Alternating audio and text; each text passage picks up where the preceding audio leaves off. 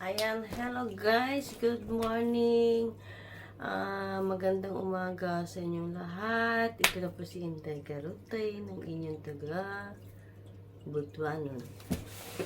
Mag-unbox po tayo guys kasi dumating ito kahapon sa akin. In-order ko to kay Kaigo Mama. Hindi pa kasi ako parang mag-ano, pero pag-aralan ko, ilalagay ko dito sa taas ko yung page niya para maka-order kayo ng anytime. Paus pa po ako guys, kaya sorry po, sandali lang bro ha. Ayan, mag-i-inbox po tayo guys kasi mamaya mag-ano rin ako ng grams. Nag-order ako kay Kaigo Mama kasi tabetay ako ng kasaba.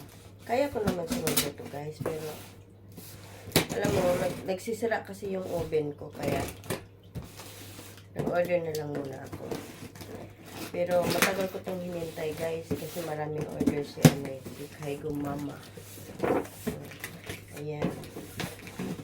Mamaya maggagawa ako ng grahams para sa anak ko. Ayan. Ito na guys. May in-order ako sa kanyang ensaymada. Ayan. Ang ensaymada ni Kaigo Mama. Thank you very much po.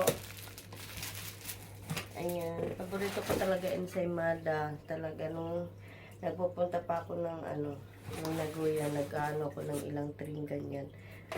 Tapos ito, paborito ng anak ko. Thank you so much.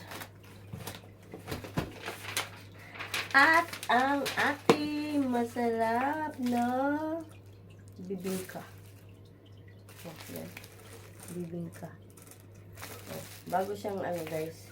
Siya mismo nagluluto nito kasi pinapanood ko siya. At ang kanyang, alam mo wala pa akong amoy pero parang kain na kain ako. Kanyang kasaba cake. Thank you so much Kaigo Mama. Ito kasi hati-hati ko doon sa mga tauhan ko doon sa mga OFW ko para naman sila makatikim. Maraming salamat po at tikman ko muna to itong kasi kakakain ko lang mamaya kasi malamig pa naman siya. Ayaw ko siya yung masyadong malamig kasi papainitin na naman nagsisira yung ating oven. Kaya maghahanap ako mamaya ng oven or bibili ako ng bagong oven ko at ilalagay ko siya doon sa mga stuff ko doon kasi yung oven doon akin yun. Kunin ko yun kasi pula yun. Mahilig ako sa pula. Mahilig ako sa pula kaya yan itatapo ko lang. Regalo sa akin ng mga anak ko yun. Ewan ko kung bakit nag-i-stop siya. Kaya kukunin ko yun tapos maglalagay ako doon ng oven sa kanila kasi ang lang naman sa kanila, hindi naman sila nag-oven. Yung papainitin lang yung pagkain.